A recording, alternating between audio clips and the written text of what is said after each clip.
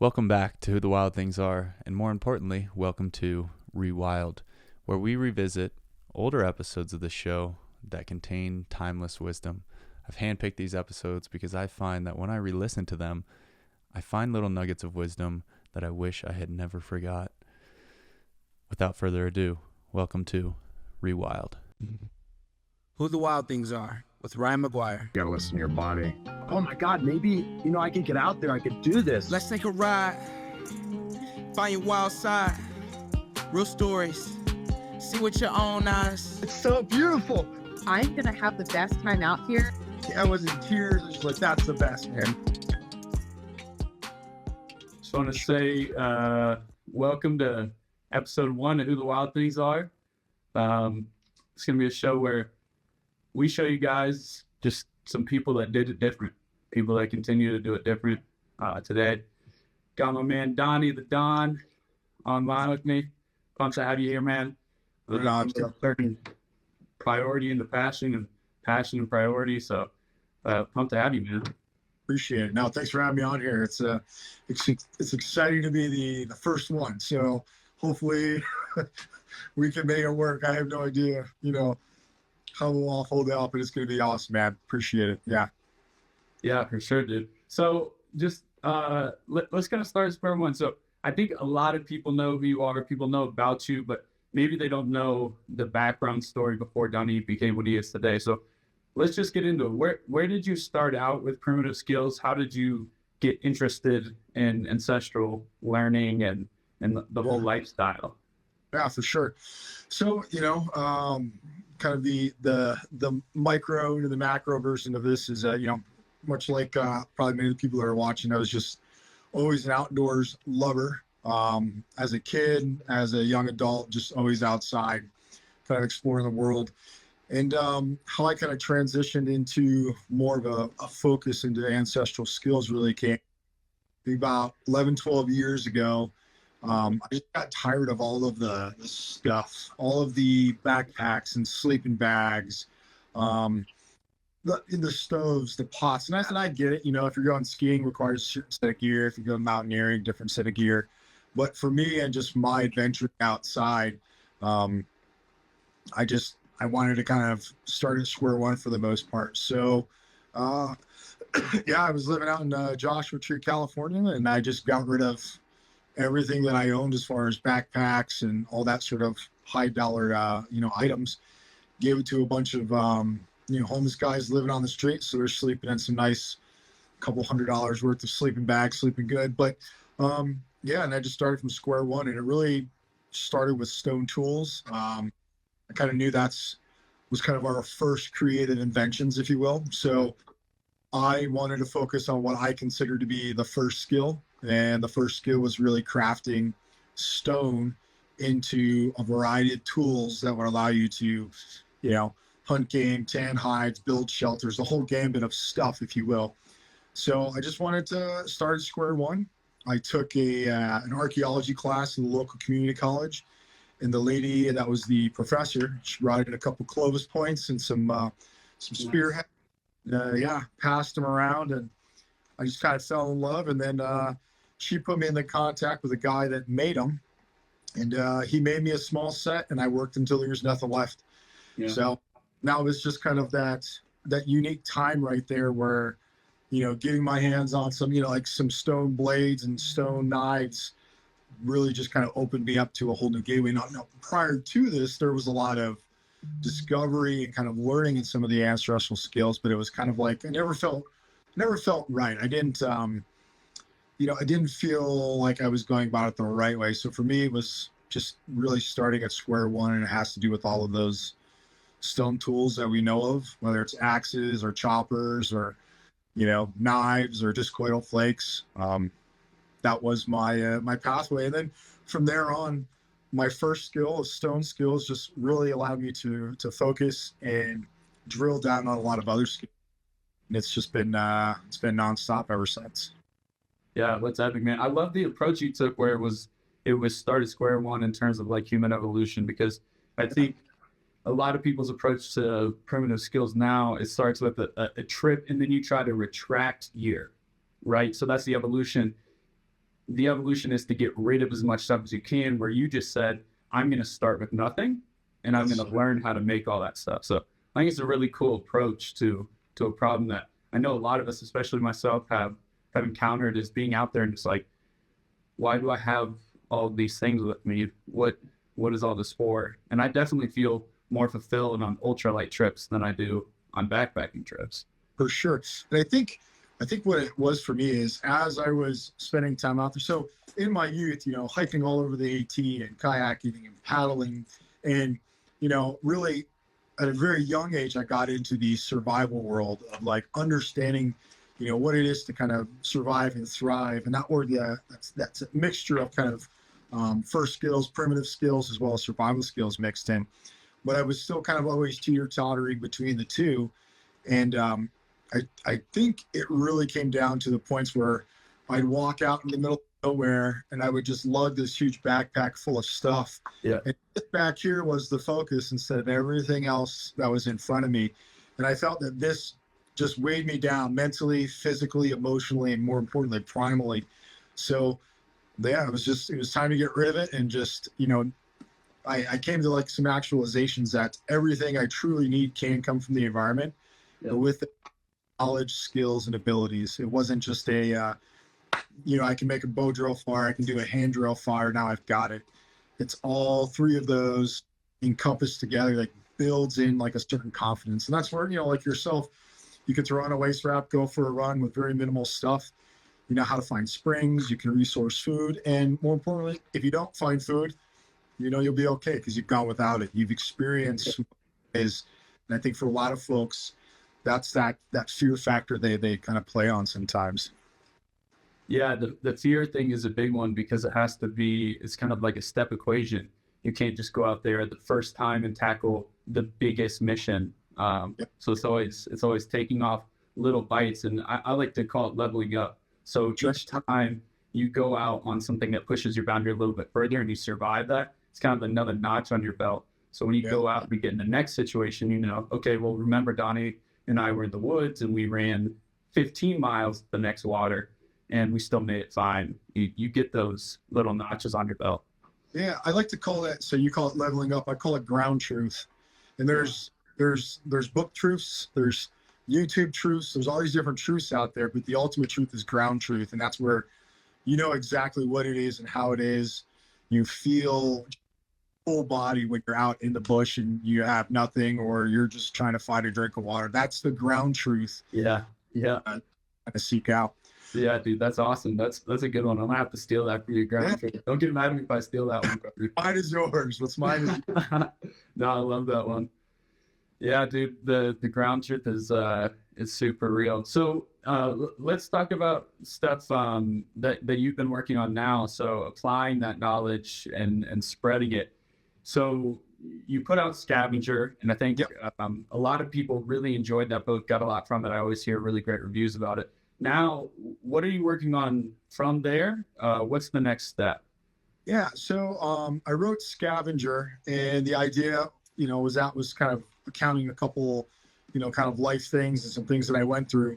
But I got a lot of feedback on one of the chapters, which was called Earth Roaming. And as I was getting all that feedback, it was the other book that I was writing.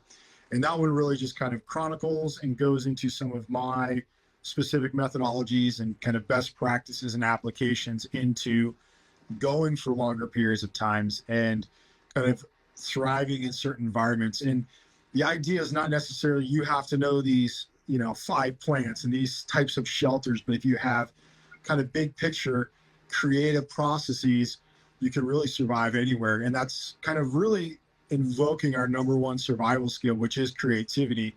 So yeah, I wrote that book, and I keep writing books. I have 2 books I'm working on right now. One of them is kind of going to be my big volume, if you will. It's several hundred pages already, and it's full of pictures, and it's definitely a love of mine. But that one I think is going to allow people to kind of really grasp where I started. Now, I said I started with just simple stone tools. Well, I'm taking all of that. I'm trying to, highlight all of these tools that we have used throughout history and actually show people how to make them how to use them, which is more important, and kind of how you can go about living with them, kind of maybe giving everybody else their own reset or an opportunity to say, I might be able to do that. Let's go for it. So yeah, books are, when wintertime hits, aside from skiing or, just kind of exploring the mountains, I do a lot of writing. Yeah, it's a good time to do it. Yeah. That's awesome. Yeah, I think the title of your 800-page one's got to be "Life is Long." I love that motto though. That one always sticks out to me because I see it on your post. Life is long, and so often like pop culture, I've seen like today could be the last day or YOLO or like these different things. But the new perspective that you're bringing is life is long. Like enjoy it, and I love that. Yeah, well, I think people kind of forget that. I think they're always in a rush to do things, and your life is long. And I'm 41 years old, and I've lived all around the world, and I've got kids, and I've had all these great experiences. It's just because my mindset, I'm going to continue doing those things, and I don't need a rush to do them. They will unfold in front of me. I'll make some happen. Some will come by chance, but life is long, and if we just kind of accept that it is, and that's a good thing, the possibilities are endless. Yeah, I love that.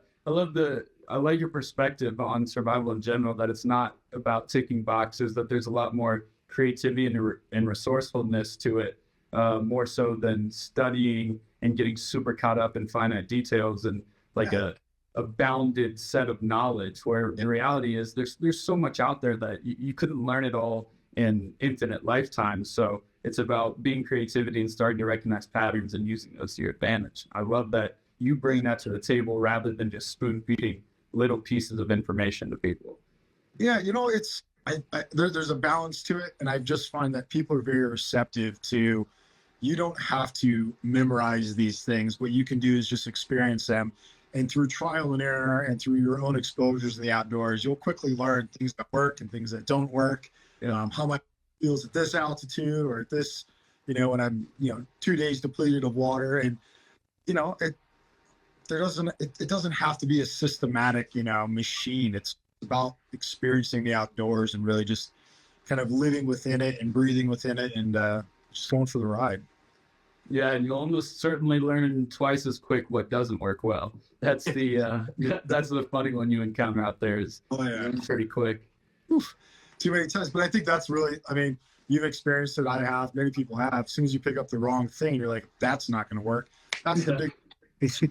What was I thinking? I should have faced my shelter door this way so the wind wasn't coming in all night, But that's the sort of, that's the best ground truth you can get right there is just, man, what was I thinking? And you remember it, maybe you write it down. And, that's kind of like some of my ideas and some of the books and even some of the articles I write is to give a little bit more ground truth to some of the things that people maybe believe or they're kind of unfamiliar with or they're just unsure of, is that ground truth perspective and just kind of breaking the molds. Like I'm not a planner. So the one thing I think that people should get away from is creating a plan when they go into the outdoors. Now, how I like to phrase this, and I write about this very intensely in my book, but there's nothing wrong with letting someone know, hey, this is where I'm going. I'm going to be in this range. I'm going to be walking through these canyons. I'm going to be paddling this coastline.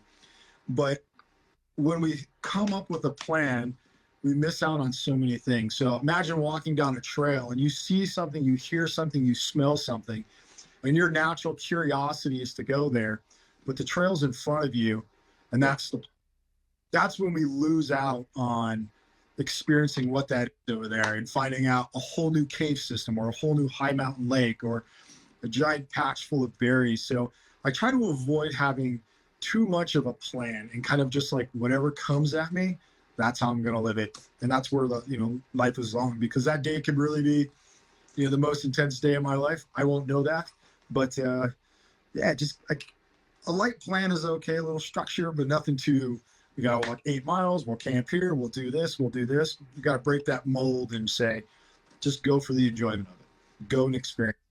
I couldn't agree more. And the reality is when you get into especially like ultralight backcountry stuff, there's a saying, I think it may have been Dave Holiday. He said, it's not adventure until something goes wrong.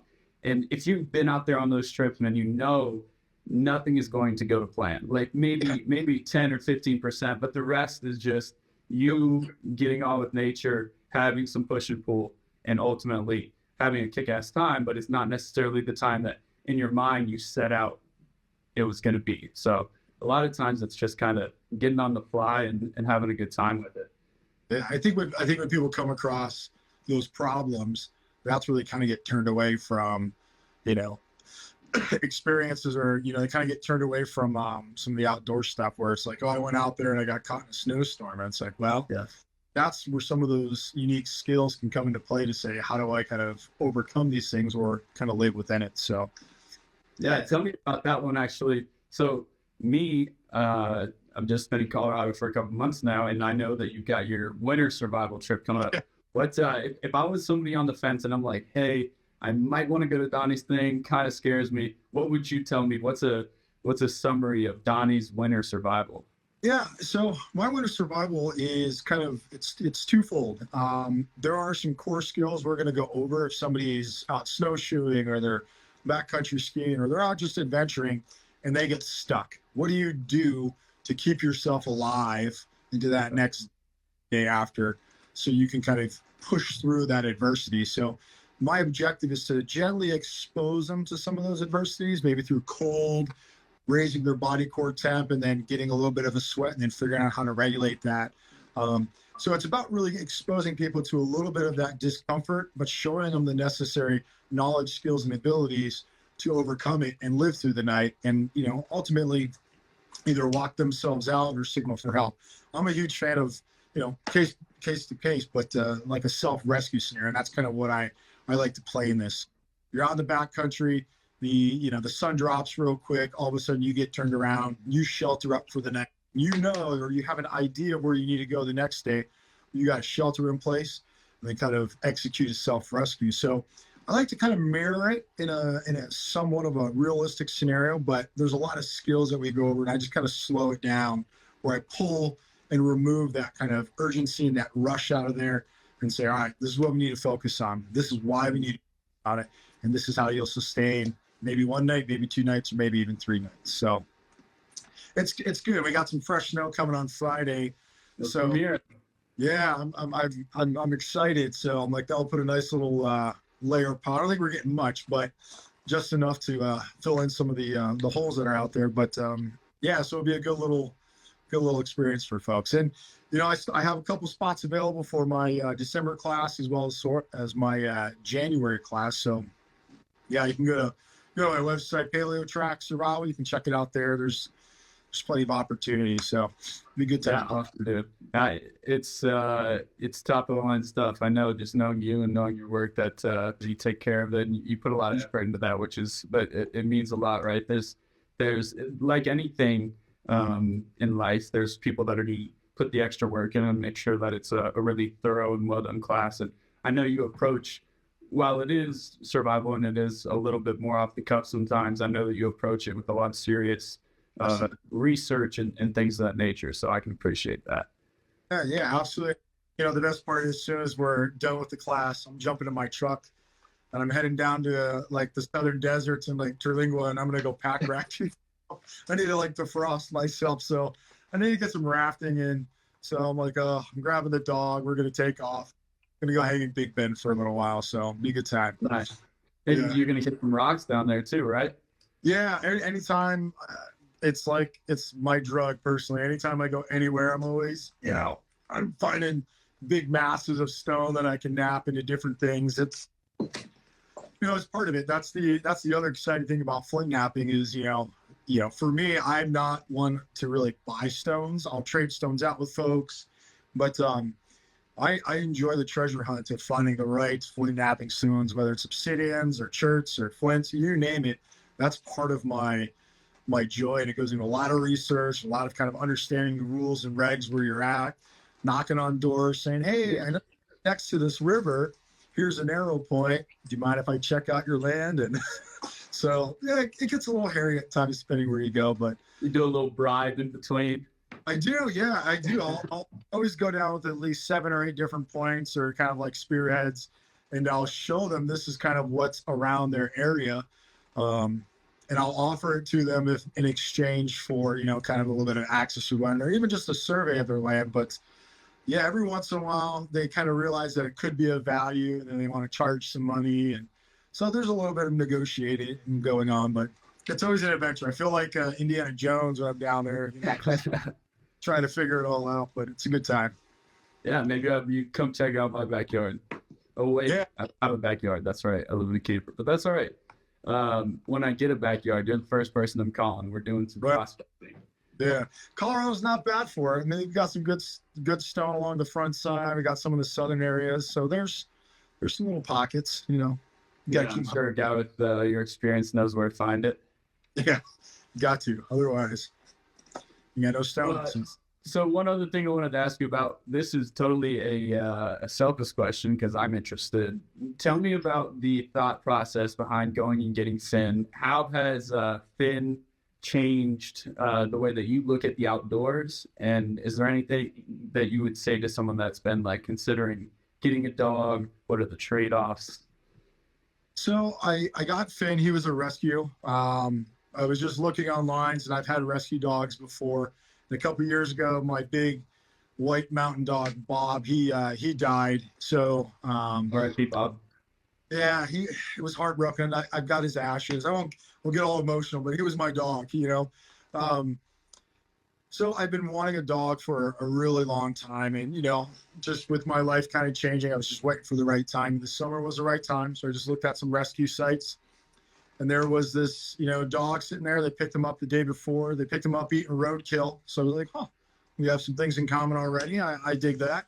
Yeah, and we just kind of bonded ever since. He gets really, you know, along well with my two boys, but he's very much an outside dog, and that works for me because that's where he likes to be. He likes to be running around. He likes to be free, and he's very loyal to me. Now, the thing that I never really had to consider too much was, you know, feeding something else. So now with Finn there, as he'll be 1 year in January, there's a whole other mouth to feed, and that dog can eat a lot. So if I pull out a couple trout, he wants at least one, maybe two of those, or he'll just keep eating. But he's what he is, he gives me a level of comfort in certain ways and companionship. And, you know, I appreciate that. Even at my place, you know, I don't own a bed. I've always slept on the ground. So him and I are like bonded on the ground very easily. So we're always kind of connected. We're always kind of together. But the thing with having a dog out in the mountains is it's almost like having a small child. You know, he's puts in his paw or his ankle a few times, just running. And that's a whole other thing you have to consider if you're staying out long term, you know what I mean? Or you're staying out for even a single night. So the communication is kind of like how we communicate is me really just kind of checking his body language. And he can also kind of check my body language. Probably about 3 weeks into having him, we were way out in Alma, way out. I think it was Wheeler Lake. We went up there. This was like August. Marmot season was going, and I wanted to bring him out for a hunt and see how he would do. But we went up, we did our thing, and as we were walking down, this big female moose jumped out right in front of me. He jumped right in front of me and like started growling and really kind of getting aggressive and kind of drove her off. And I was like, this is like my dog. He's like totally, and I pulled out my phone the last few seconds and recorded. I actually put it on Instagram, but That sounds insane. he just knew what to do. So I think there's just a bond that we have. And it's a factor. Now, my biggest concern these days is really just with the wolf population now coming into play. The Finn kind of has some natural colorings, and I'm just worried that maybe he'll be kind of in front of me, maybe 100 yards doing his thing, and there might be somebody out there that gets a little scared and maybe, you know, squeezes off a round or something like that. Fortunately, I try to avoid as many people as possible, but, you know, there's adventurers out there just like yourself, and they just go. So that's kind of my concern, just a mistaken identity. But yeah, he gives me peace. He gives me comfort. He's real relaxed. I mean, he loves sleeping on deer hides. He'll sleep in the caves. Any shelter I build, it's always got to build it a little bit bigger now. So Yeah. it's a good thing. But you got a warm body next to you now. That's yeah. I definitely do, and it's, I guess it's a little different than like having like a girlfriend or something, but I'll definitely, he's definitely he's my guy for sure. But, he really goes everywhere with me. He wakes my kids up in the morning when I have them. He jumps on the beds, kind of does his thing. But yeah, he's definitely, he's my partner in crime. What's the longest you guys have stayed out together? So Finn and I, we started off with single days, and that was really just his ability. And ironically, I brought a tent because I needed to see how he was going to respond to the sounds, coyotes, owls, all sorts of stuff. And once it really didn't bother him too much, we dropped the tent, and then we went into one of my caves. That was for about 2 days. And then maybe right before kind of fall hit, we did like, I think it was 7 days where we were just out and about, roaming around, staying together. And yeah, he was happy as anything. It was just, he likes to see where I'm at, and I like to see where he's at. So he'll never run so far where I can't see him. He'll always kind of run, look at you, then kind of go over here. And he's definitely coming along. I think this trip down south will be a unique one because it'll be a little bit warmer, a little bit different terrain. But this fall, right when the snow starts to kind of fold back up, we're going to head out for about 15 days, 20 days, and we're going to go out and really see kind of what we can do. Once some of the lakes start opening up and we can pull some fish out and things start kind of going in bloom, we'll be ready to rock and roll.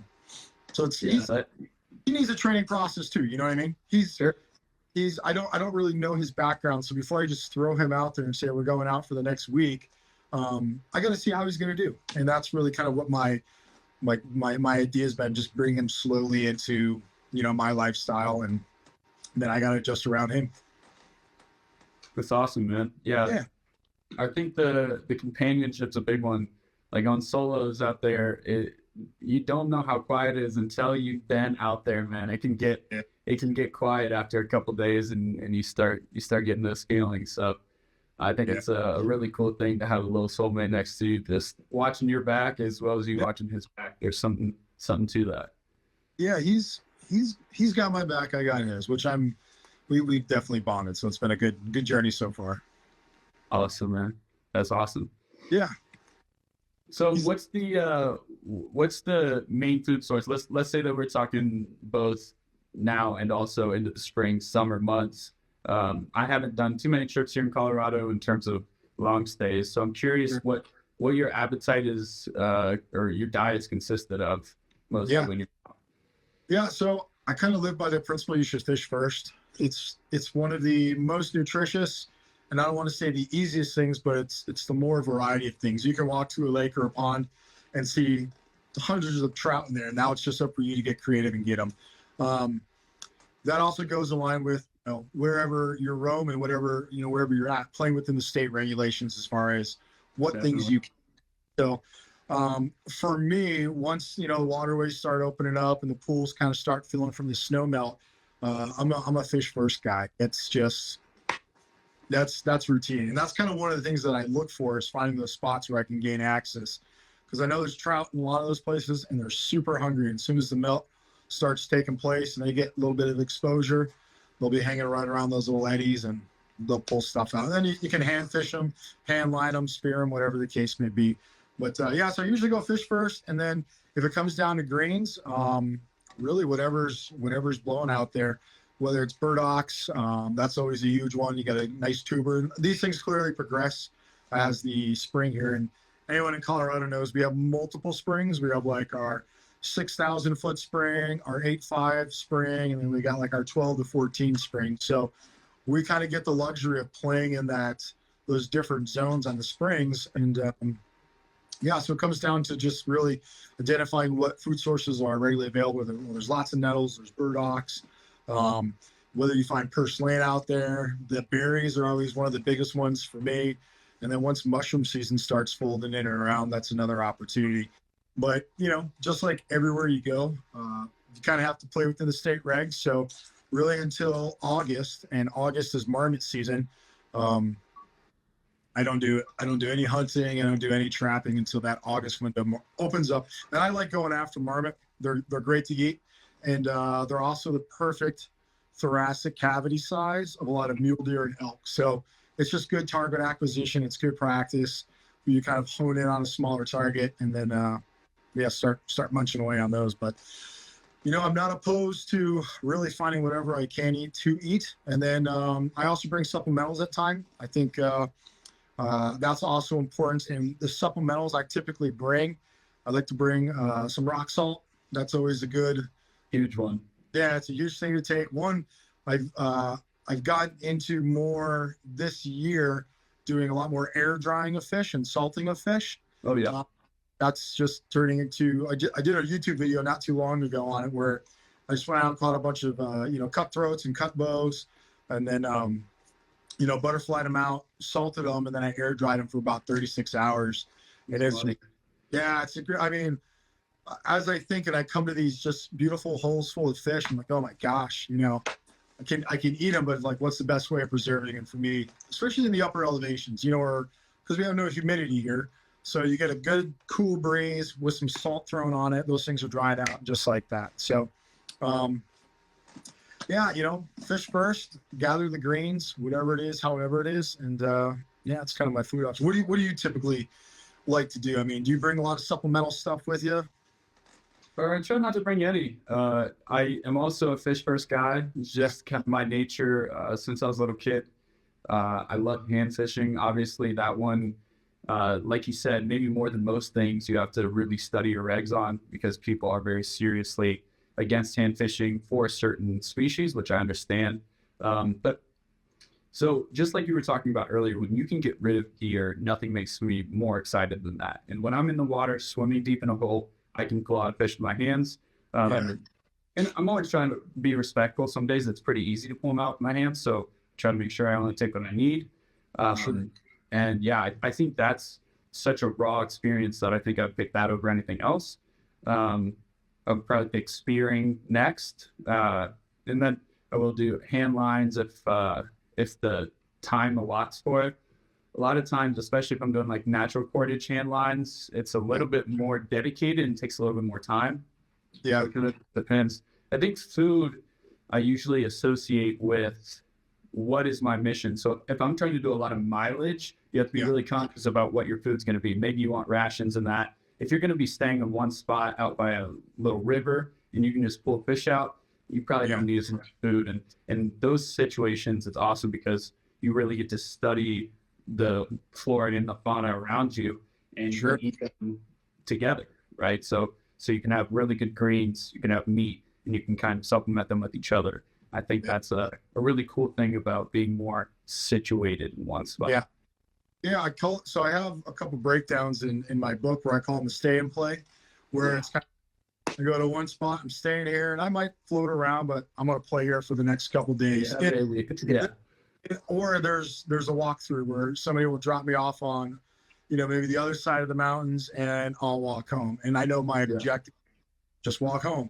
So, like you said, those things kind of situations, and they dictate kind of your process and your methodologies. But I think one of my favorite things, when I teach a class out here is exposing people to the variety of food that we have out here, because a lot of people think there's nothing out here. I'm like, you'd be surprised.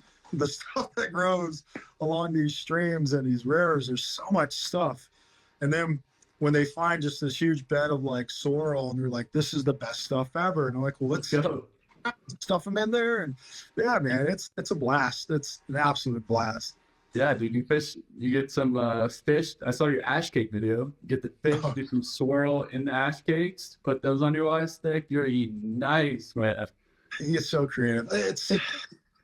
But then, much probably like yourself, I'm okay not eating for a day or two. You know what I mean? And I think that's one of those ground truths, like we spoke of earlier, that once you understand how your body works, you're like, God, I'm not even hungry. I don't need to eat. Water is kind of one of those continuous things, but maybe a big belly full of water in the morning and a big belly full in the evening, and you're like, I feel pretty good. I don't need to eat anything. It's mentality and just kind of, I really say one of the hardest things for people to do is really kind of discover how their body reacts and responds to those extremes. Because we have the luxuries of getting anything and everything we want. So that's that process. Yeah, definitely. It's like the first night where you have a nap for dinner, you're like, you're like, all right, I get it now. I understand what they're saying. But I think after you have a couple of those experiences, then you stop worrying about them. They don't become such a big deal. It's just kind of part of the play, right? The stay and play. That's kind of part of the play. Sometimes you don't know what to do. That's it. It's a good time. Yeah. I think sometimes it's good for me too. Like you were saying, it's I have, you know, when you're back home, you just like grab things mindlessly. It's the same with using moonlight when you're out. Like the advantages you get with moonlight, that you just flip on the light switch at home and it's not a big deal. But when you're out and about, you've been out there and the moon starts to get really bright, you're like, oh, I can work deep into the night because I can see. It's like there's little things that you take for granted. Yeah. Well, you know, it's that's the beauty of it, is just kind of understanding how the world works, how nature works in conjunction with yourself, and saying, I can walk for another 5 miles because I got full loom out tonight and the stars are going to be bright. I'm going to be golden. I always say to a lot of folks, they don't give me the breeze, but sometimes it's like, you should build a shelter. And it's like, I'm okay sleeping on the ground. Maybe I'll put some leaves and grass down, but I look for a rock or I look for a log and I'll just lay right next to it. And I just know that wind's going to blow right over the top of me all night. And it's going to give me a snuggle buddy, so to speak, but it's just giving me a level of comfort where it's going to block some wind and it's going to give me some warmth, and I'm comfortable and I'm good. Maybe I'm waking up at, first light, and I'm walking continuously on. I'm not going to spend the entire day building this elaborate shelter for 6 hours of sleep So I think for me, I always kind of like to say, along with yourself, kind of like, what's that mission? What's that objective? And just being on the cuff, flying, enjoying what it is and how it presents itself. Yeah. I think, that's another one to think about. So like food, you definitely adjust your mindset depending on the mission, and shelter too. I'm the same way. If there's a shelter there, I'm a duff bed guy because I really like to get something between me and the ground. Absolutely. So I'm a duff bed guy, but I mean, the amount of times I build a roof over my head is few and in between, right? Unless I'm going to be there for a long time, I'm usually trying to put minimal effort at the end of the day into something that's comfortable, and then I'm going to try and bounce out at first light and have myself a good day. Yeah, that's, again, ground truth at its finest. You'll be totally fine no matter what comes through that night, sleeping on a pile of duff, sleeping in some grass or some leaves, next to a log, next to a rock. I'll be fine, and I'll have a great night.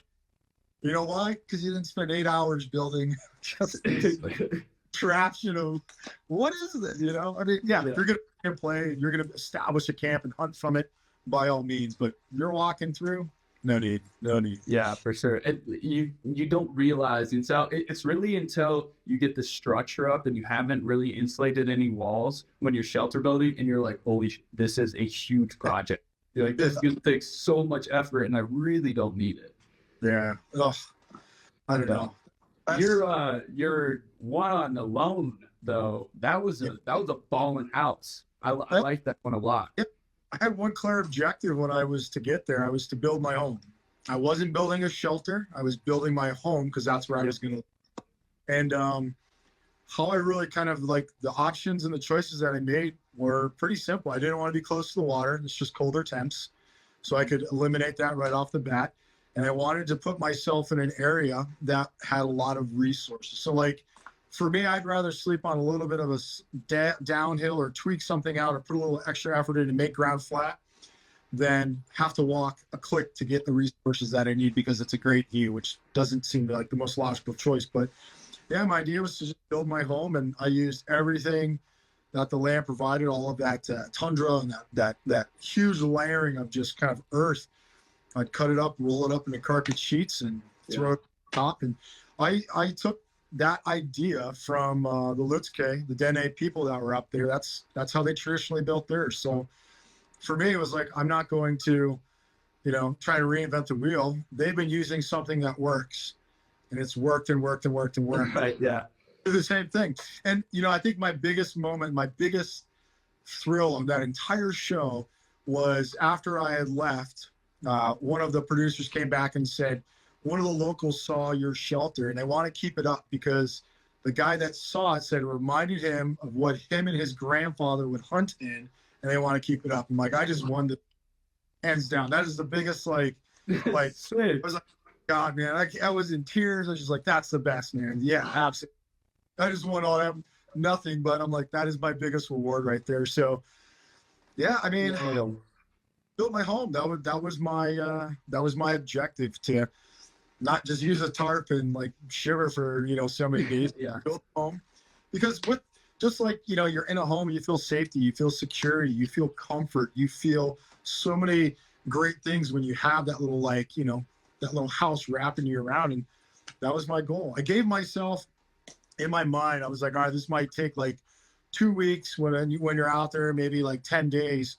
And then once I got where I was like, all right, you got to get your home up. Because then once you get the home up, my goal was not to sit there and, make spoons and crafts and stuff. It was to hunt, build my home, and then hunt. That was the game. And, ironically, someone prior to me going out there kind of gave me advice, and they were like, hey, the name of the game is just starve better. Whoever can starve better will wind up walking away. And I was like, all right, that just totally just managed my own expectations and build my home, start hunting. That's such a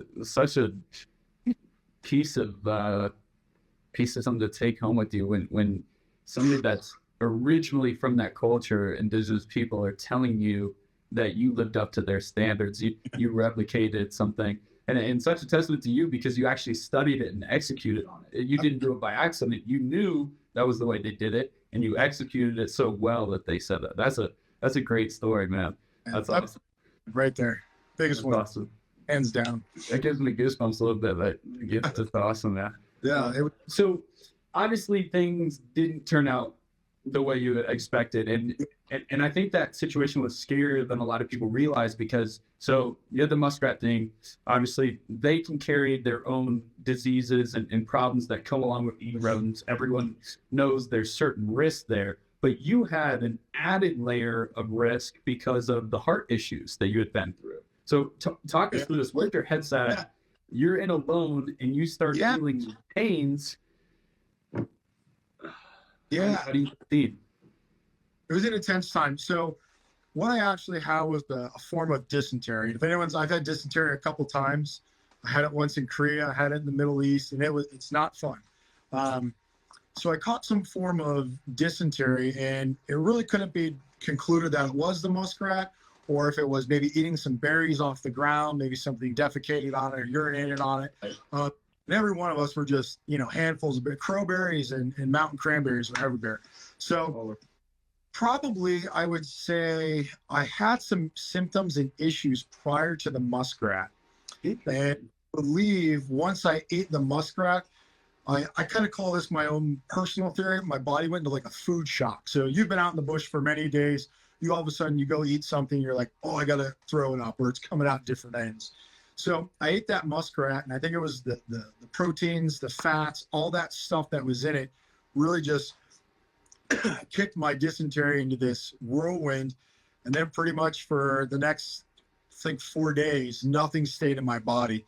And having, a heart attack earlier on when I was 37, one of the things my doctor said, and she was like totally fine with me wandering the mountains, but she's like, you have to stay hydrated. Your blood will thicken.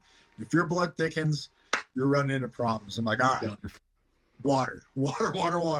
But so right around probably, I think it was day 7, I was like, all right, you're getting to a bad place. You need to, and I was looking, which it wasn't shown because there's, a lot of footage that's collected, but I was looking for yarrow for 3 days. I spent walking, and I was on an island. I spent walking the coastal. I just did this back and forth. And that most people know what yarrow looks like. And I was like, starting to think to myself, do I not know what this looks like? Am I identifying wrong?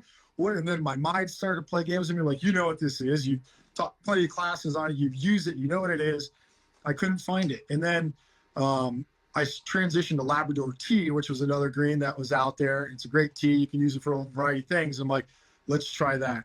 And every time I would take something down, I would say within 10 minutes, it was coming right back up. So I started to get to that critical point where I know somebody who's a guide out here who spends a lot of time outdoors. I was hitting that critical point of failure where my heart was no longer going to be able to function the right way. So, day 8, I woke up, give it one last, see if you can find something.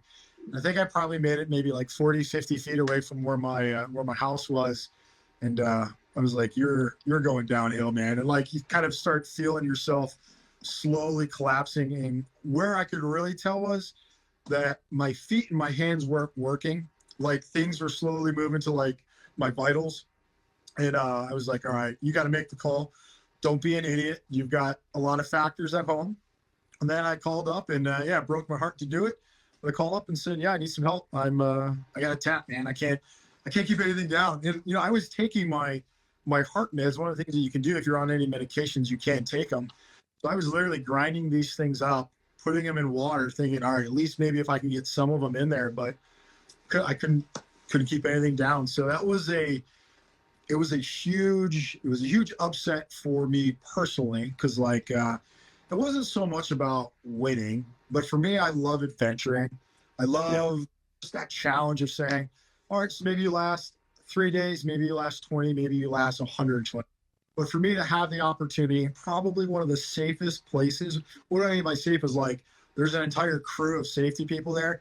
And in cases like me or like the other contestants that tap out, I'm like, this is the safest adventure you could possibly be on where you're alone and you can just have fun. So I was bummed that it was just cut short for me.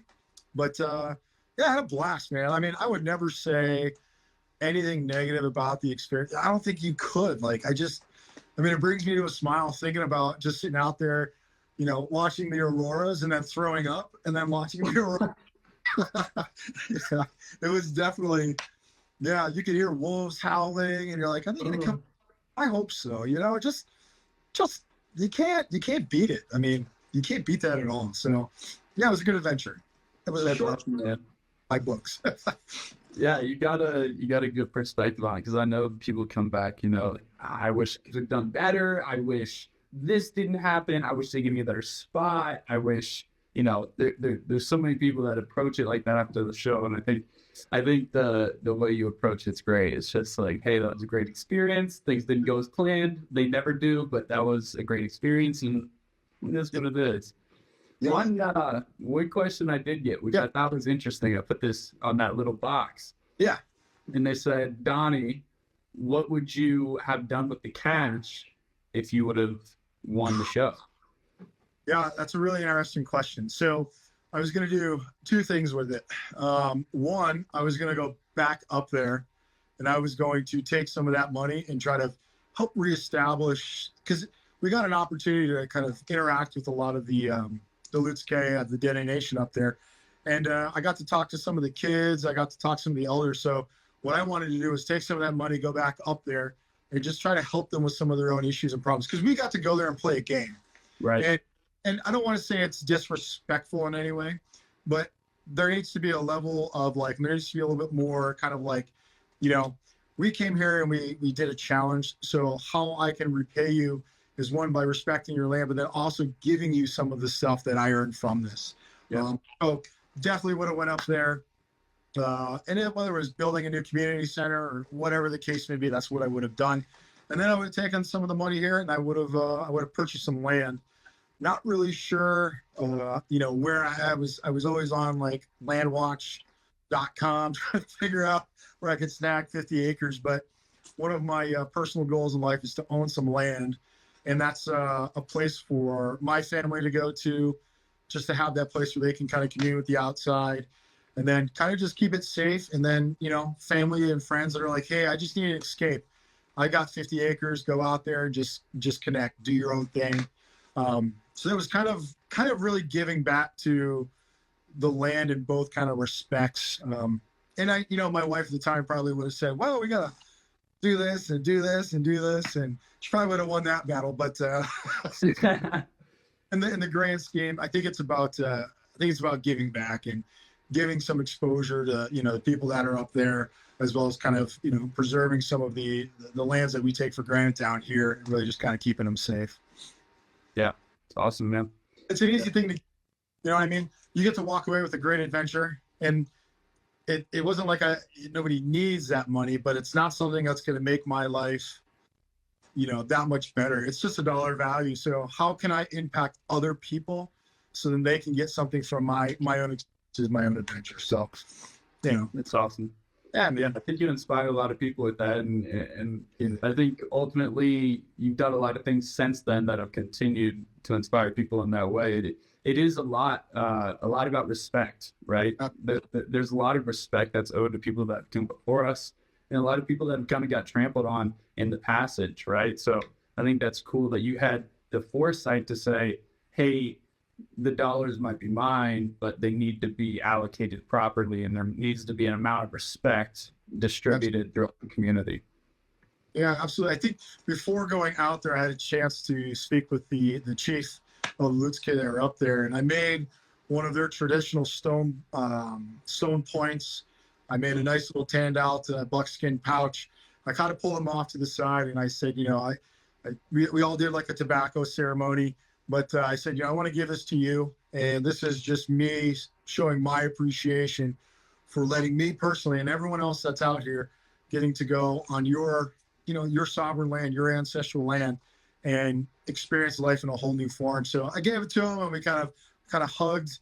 We exchanged some words. But I think right then and there, that kind of interaction kind of just, for me, was like, okay, this is very much real, and you are going on here to go on an adventure and play games, so to speak. But for these people, this has been their life, and we need to respect that. We need to acknowledge that. We need to honor that. And it just really managed my own expectations out there, and just how I was going to approach this game. It wasn't going to be a battle.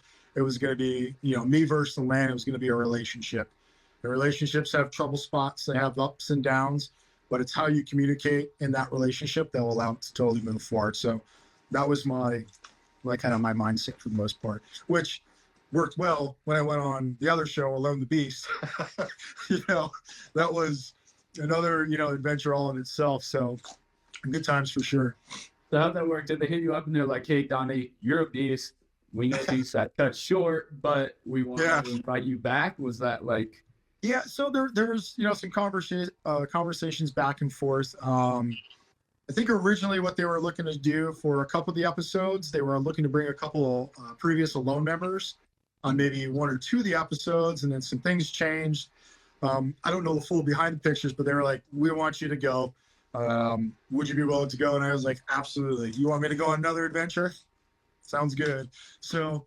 Yeah, they're like, here's the deal. You're going to go live in a swamp. You're going to be given one dead animal, and you are going to get no tools. And I was like, yes, this is my world. And for someone who works stone, there was 0 stones in a swamp, and zero. I spent hours. I called up archaeologists and friends along the East Coast. What do we know about stone? And I came across one guy that said there's an ancient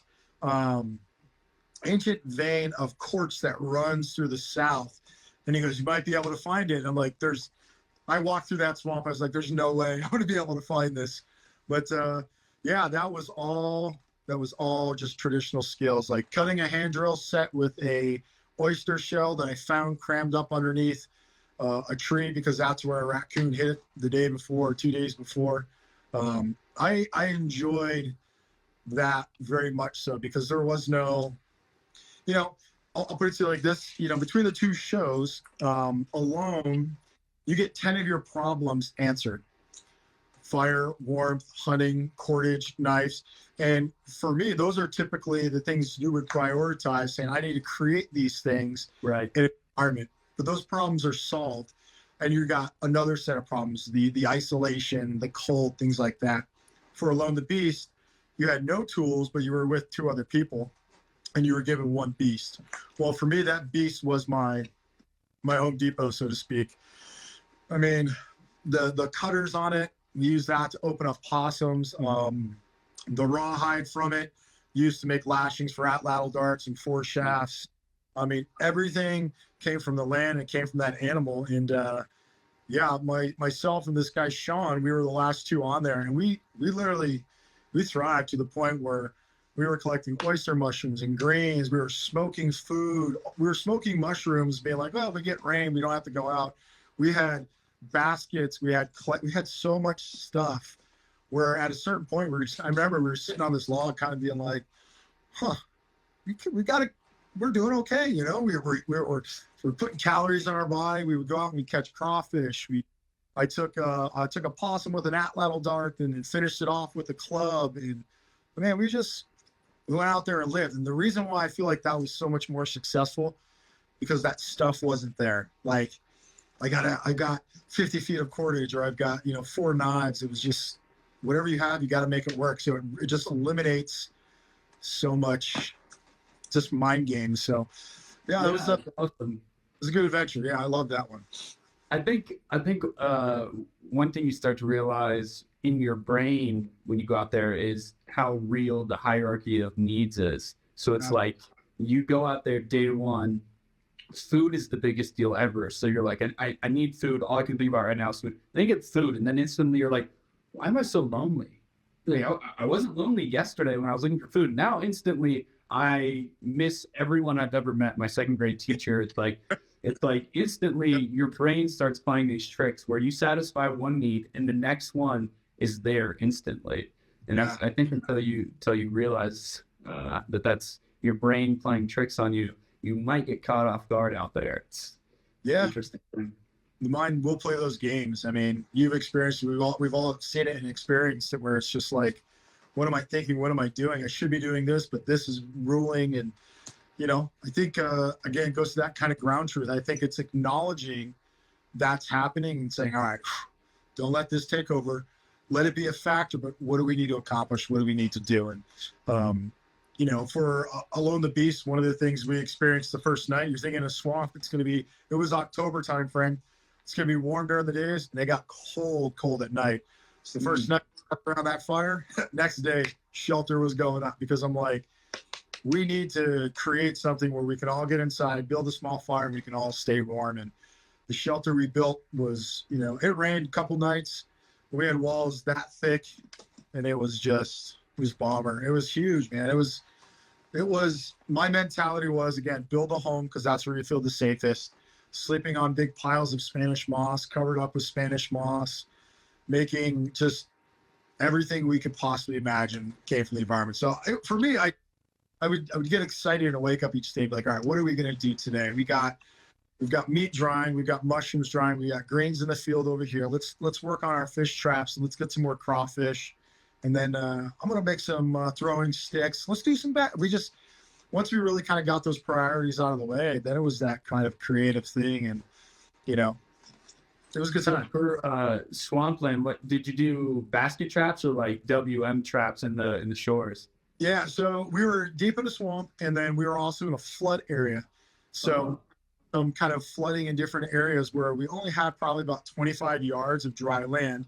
And then after a tropical storm, and then as the water receded, it kind of opened up new areas. So it was kind of like, in my mind, I was like the Pacific crossing along the Bering Land Bridge, because there's gators in all of the water, but like sometimes you would have to really go for a good haul to get from one spot to the other. But once things dried out, you kind of like, all right, let's go explore over here. But yeah, for fish traps, we just did basket traps. And my approach was pretty simple.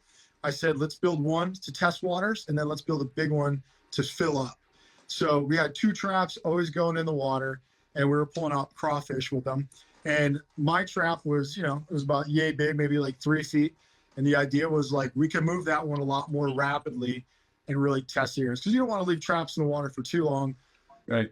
And nothing's coming about. So we also had the carcass of this hog, so we could stick a leg there as the bait. And if something wasn't going in there, the water was done, and we just pick it up and move. So once we found a good spot and we get some crawfish out, we put the big trap, which was maybe like 5 feet long, drop that bad boy in there, and we pulled out some crayfish. So nice, dude. Yeah, sounds good. Yeah, I'm gonna be honest, it's it's TV, they show a certain amount, but the guy Sean and I, we were we were living pretty large. And when the waters would come and the rain would come, it'd saturate all these these oak trees, and then all of a sudden these oyster mushrooms would just go full bloom on them. And my mentality was, I'm like, all right, we know they're there. We're going to eat them. Right when they start to turn, we'll pull them off that natural refrigerator, if you will, and then we'll just smoke them all. And we built our fire so we could smoke, but then we also had a little fire going in our shelter the entire time. I was always putting out a little bit of smoke, and it just kept the bugs away, just kept everything away. And it was, yeah, it was awesome. We actually, one of a proud moment for me was when we got our fire going, we kept that same fire for 30 days. Hell yeah. Never let it go out. And I can tell you it was difficult, you know, to craft you know, at first it was a bow drill set. They were hoping to see a bow drill on reverse wrapping cordage. In my mind, I'm like, it's pouring rain. I'm like, this is going to snap. And it snapped 2 or 3 times. And I'm like, I'm going to hand drill. And we got a hand drill, got a coal, got into flame. I'm like, now we have to keep it alive. And it was awesome to see like that same fire burning for 30 days. It's just like, man, that's good stuff, man. That's a long fire, man. That's a long time to keep something going. Yeah, it was. Did you ever have like that moment of anxiety where like you go out and check the traps? I know I've had this. So my first solo when I got friction fire, I made the fire and I was so scared to leave it. So I would go and I would fish or something and I would literally run back because I was like, oh, I went too long. My fire's gonna get back and I'll have to make another one. I don't know. Did you guys have that, like that anxiety in your head where you're like? We did. Yeah, absolutely. Somebody was always on the fire. And the one I say was probably around like maybe day 17 or 18. One reason our fires were going out, they were losing a lot of heat and volume real quick. Yeah. And we could not figure out why. And I was like, why is our wood, you know, why does it seem like our fire is just going out? And we weren't getting big cold beds. Well, come to find out, we built a fire outside and then we moved it. And what we found is the water table is really high. Mm-hmm. So when we built our fire on the ground, it would dry out a couple inches down just by that like thermal heat. Yeah. And then when the fire would go out, it would act like a vacuum and suck water back up to the flames. So once we figured that out, we started to line all of our fire pits with clay. And we created basically a water barrier on the ground that we could build our fires on. So when that little vacuum effect was taking place, it wasn't extinguishing our coals. Once we figured that out, we could walk away from our fire for at least an hour and know we'd come back to some smoldering embers. But until we figured that out, there was always somebody sitting on the fire, feeding it wood. And that was the battle, was trying to come up with dry wood and trying to come up with wood because our fire was eating it so much. So yeah, me personally, I learned a lot out there just from that environment. And it's fun because you get to solve those problems. Like, all right, why is our fire going out? Why is this happening? All right, how do we overcome this? Because, you know, there's no manuals written for that. And for me, I was like, this is exactly how I like it. Just like, all right, go. And you just go. Figure it out, man. That's what it's about. That's what it's always about. It's always about just being creative and getting it done. Absolutely. All right, man. I got a couple questions I want to throw your way. These are from people that hopefully are still listening, and I just want to throw them your way. Give people a chance to pick your brain a little bit. So, first one I thought was really cool from a guy Mundo down in Mexico. He's recommendations for young folks trying to make a living in bushcraft, wilderness skills, ancestral living. Any tips for a young person trying to make it a full-time gig? Yeah, absolutely. You know, depending on your age, I would say kind of we'll use 18 as that standard kind of, you know, you're an adult, so to speak. But I see you kind of go out on your own if you have some knowledge, skills, and abilities to kind of back it up. Say you've spent a lot of time camping and hiking, you have a familiarity with the outdoors. That's a good opportunity to really see, kind of call it your internship, if you will. If not necessarily if you have what it takes, but identifying kind of really who you are and what you're going to be able to do and what you can provide, identifying your own deficiencies, eliminating your own self-deception. But it's that ground truth, getting out there and actually doing it and, you know, seeing how well you do, and then coming back and doing self-reflection, saying, you know what, I really struggled these past, you know, these 3 days, these other 5 days were great, but those 3 days I had problems with, these two things that work on. And once you built up that kind of that foundation and those good knowledge and skills and abilities, you just start reaching out to folks and say, hey, this is what I have. This is what I've done. Can I work with you guys for a month? Can I work with you for a summer? And kind of just put yourself slowly in that community. And I don't think having a speciality is a requirement to say you're a flintknapper or you're an atlatl thrower or you're a potter, but just kind of being open and kind of ultimately really getting rid of the ego and just saying everyone has different offerings, really just kind of taking those offerings. But yeah, get out there, experience it. I'm a big fan of reading. I'm a huge reader. So understanding, different ideas and concepts and things like that, but then actually applying it, I think, is a big thing.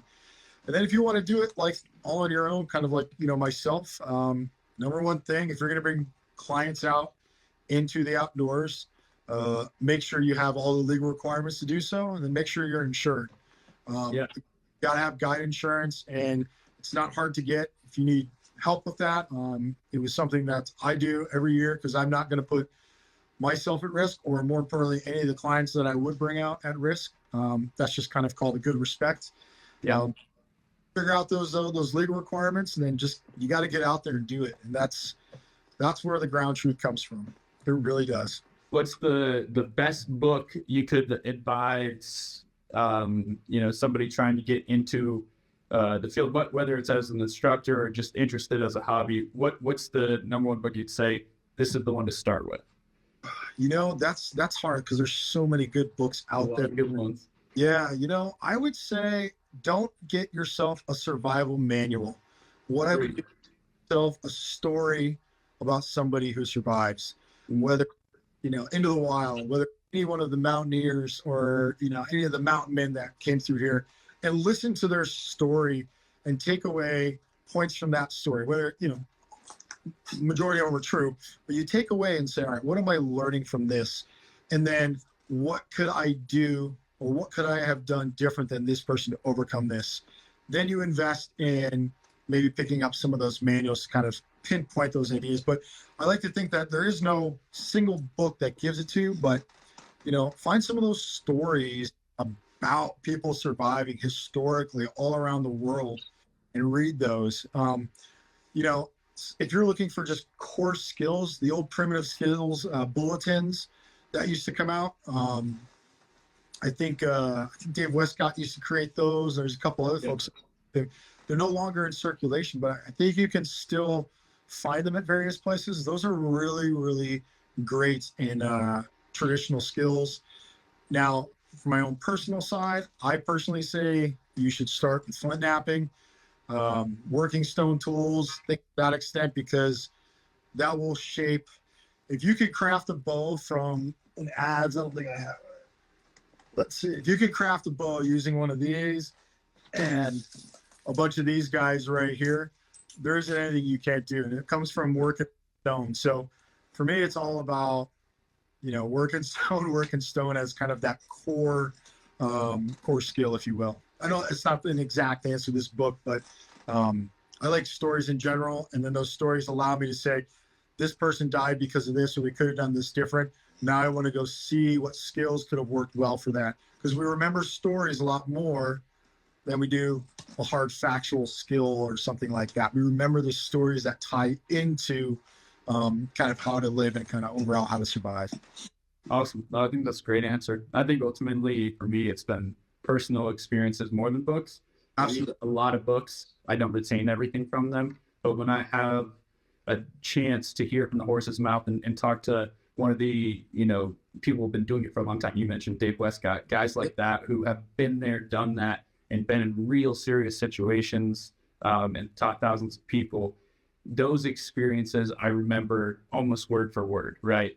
It's Absolutely. like in the back of your head, exactly what they said, if they were smiling, if it was sunny out, like you remember those moments much more than reading, line by line text about which woods to use for bow drill out of a manual. Yeah, I think that's kind of like an indigenous culture sort of approach. There's a story to everything, and that story translate into maybe a hard skill or something very specific. I think that's kind of like my approach when it comes to, people will say what books, and there's a lot of books that are out there, and I can't say that one is better than the other. They all provide different, values, but understand the story and then how that story relates. And I know, like, I read Hatchet as a kid, and I think the one thing that stood out was he threw his hatchet at something that was in his cave, and it sparked. Yeah. And he saw the spark, and then he was able to create fire.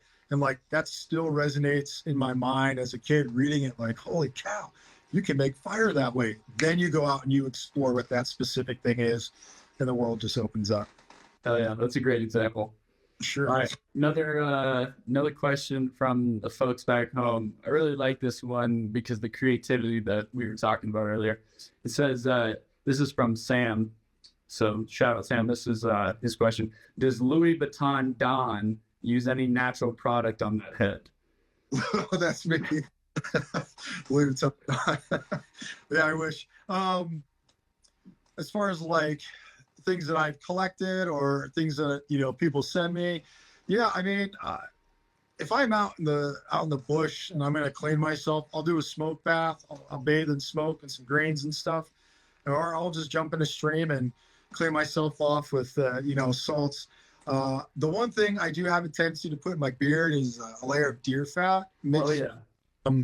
Variety of oils. I need to come out with a beard oil one of these days. I mean, I don't know what I'd call it, but it'd be pretty awesome.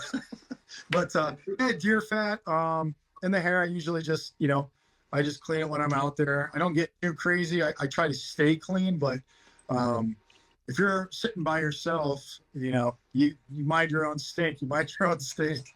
That's just the way it is. But yeah, I mean, I'm always dipping into rivers and streams half the time to explore what's in them, what's around them. And I count that. A rain shower, that's a free shower. Just go outside, do your thing. You got to have a fire. Yeah, it counts the same. Yeah, you got to have something to warm you up when it's all done. But yeah, that's true. That's a big one. Yeah, there's a lot of different stuff you can use, man, for the beard. And yeah. I know that there's a lot of guys that Matt purchased. He's making a natural beard oil now out of beeswax and different resins and stuff like that. So people are creative, man. They're always trying to figure out those problems from natural solutions. Yeah, I'm hesitant to put too much stuff in here because you're like, I'm always. And you got a lot too. That's a serious Tinder bundle on the chin right there, man. Issue, man. It's not even, I came back from the Alone the Beast. My beard was yellow because I was always blowing into the fire, and it was like cypress wood. It gives off this gnarly odor and this really funky smoke. And I came back, it looked like I'd been smoking Marlboro Reds for like it was yellow the whole way through. I was like, oh my god, smelled right, but yeah, no big deal. Love it, man. All right, this one's from Danny. This is another very creative one. I appreciate all the creative questions. We're gonna have to keep this going on the next two. The Wild Things Are. So he says, Donnie, you out in the wild for 6 months. Okay. Over the horizon, you see a McDonald's and a Subway. Which one you hitting first? Oh man. I don't know. I would probably go Subway because they have pepperoncinos. Those little things. Oh my god, those are just delightful. I probably wouldn't do McDonald's, but yeah, I'll go Subway on that one. Yeah, I think that's a fair choice. Yeah, too. You got another one from Justin. He says for both of you, what made you get into the survivalist thing as a hobby / passion? So I'll let you kick that off. Yeah, so I think for me, I kind of grew up in the era when you were outside all the time. Your parent was being told to go inside. Yeah, so I was always outside fishing and just being a young kid, and I just found such a peace and such a connection with that, and it just progressed and continued to progress my entire life to the point where I don't think we should do things that don't make us happy, and I don't want to do those things. So I want to do what makes me happy. And, for me, this is what I find most fulfillment in and enjoyment in, interacting with people. And then more importantly, I have 2 sons. And I want them, if anything, to see me say, Dad is following his passions. So we're going to follow ours. And whatever they are, they can follow it. That's for you to choose. I was able to do that, and I didn't play by the rules. I didn't go to college right away. I did a lot of different things, but I found my own peace. So I think that's kind of that, just that mentality of just embracing what it is and not really having too much of a plan for the most part. So yeah, it's just kind of always been, you know, rock climbing and Garden of the Gods when there were no paved roads, hiking, you know, Chatfield Reservoir, which is a huge state park, never existed when I lived here. We would walk there as kids and go fishing, you know, hiking the Appalachian Trail and like spearing fit, just all these things. My family in Michigan, you know, they're outdoors, and whether it was riding on sailboats or, you know, ice fishing, it was just always something that was. And I don't think I could do anything else that doesn't, you know, involve me freezing, getting cut, being attacked, getting blisters. If I can't do those things, I don't want to do them. I could not sit behind a desk, even though it's part of this in a way to sit behind and do some of these things, but it's finding that balance. So yeah, man, it's just always been, you know what I mean? What about yourself? Yeah, I think a lot of similar thoughts there. I was barefoot creek kid. All I wanted to do was be barefoot, walk around in the woods. And even from a young age, 4 or 5, I remember thinking, what does it take for me to sleep out here? I remember instantly, like, I had to get home when the streetlights came on kind of thing. But I always thought about, you know, if I make this wall right here and I make like a little house, I remember thinking as a little kid, can I sleep here? Will this be okay? And then, like, you know, as you progress and go through life, certain things come up and they kind of pull me away. And even in high school, I remember always coming back, like always just wanting to build forts in the woods, be in the woods. I was always interested in plants. So I think for me, it's not about getting into the outdoors as a passion. The outdoors was my passion. The real question is, what did it take for you to start pursuing it? Right. So my mission is not for, especially even for the show, it's not about being an outdoor wilderness guide or a survivalist or an ancestral skills teacher. The point of this show is to expose people that have turned priorities into passion. So it doesn't matter if it's necessarily, if it's outdoor guiding. We talked about this the other day. It could be surfing, it could be mountaineering. It doesn't matter. Whatever your priority is, and taking your passions and making them something that you do on a regular basis. I think that's the important thing. So yeah, I think people are really going to resonate with that. I think there's a lot of people out there. Some of the people I see scrolling up and down on the comment sections that they just kind of at a certain point say, no, I'm not going to do that. I'm going to do that makes me the best I am or the happiest, whether it's raising goats up in Montana or being a photographer or working, you know, on an airline, whatever it is that gives you peace and gives you passion.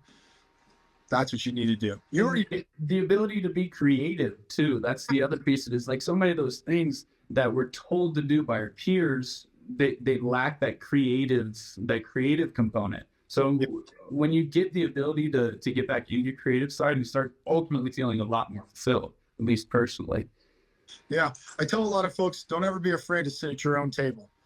Yeah. Usually you want to circle up when we feel comfort on that, but I'm not afraid to sit at my own table and do my own thing. And in this kind of, you know, in this world, in this community, you're not sitting by yourself too often, but don't be afraid to do it. Step out of your own kind of, you know, biases in your mind and just sit at your own table, eat your own lunch, and you'll be all right.